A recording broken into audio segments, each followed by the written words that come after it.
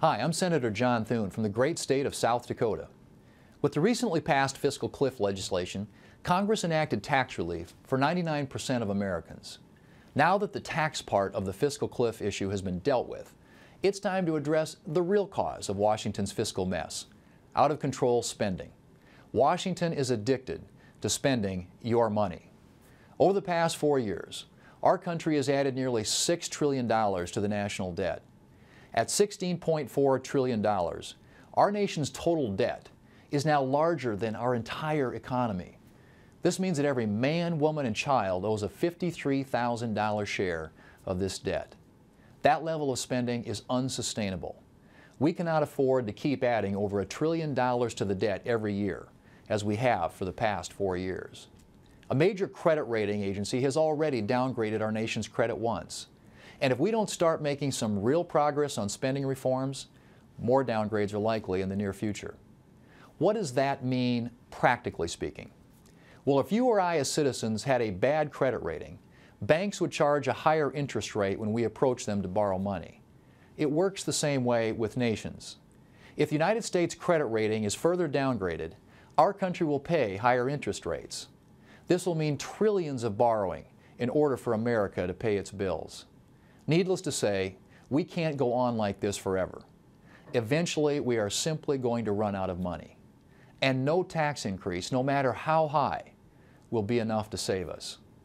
The only way to dig ourselves out of this hole and put our country on a sound financial footing is to get spending under control. Reducing our spending and debt will jumpstart our economy and create jobs and opportunities for American families and workers. And the way to start is by passing a budget. I think most American families would agree that having a budget is essential to keeping their spending under control. And if a budget is essential when you're running a family, it's even more essential when you're running an entity the size of the federal government. Congress' first priority every year should be coming up with a spending plan. In fact, the law requires Congress to do just that. Yet it's been almost 4 years since the Democrat-led Senate passed a formal budget. The last time Senate Democrats passed a budget, the iPad didn't even exist.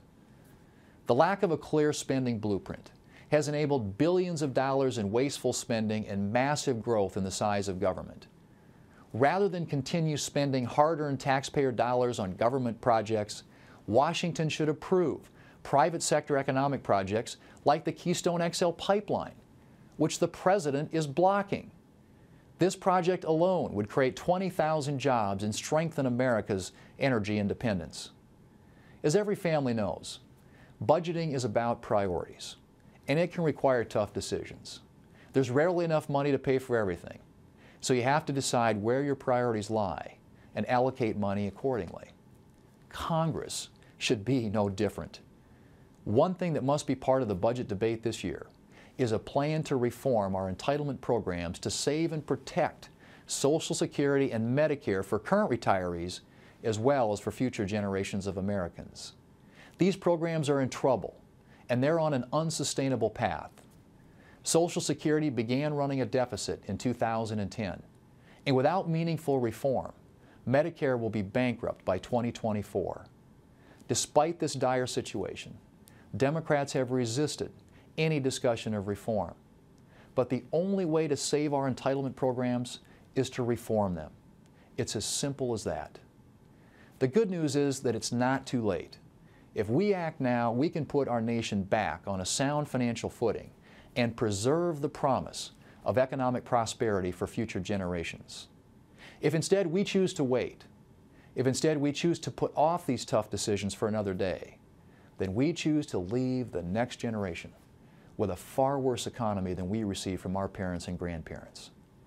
We cannot let that happen. We can fix this problem, and I believe that if we work together, we will fix it. I hope Democrats will join us in passing a budget and putting our nation back on the path to prosperity.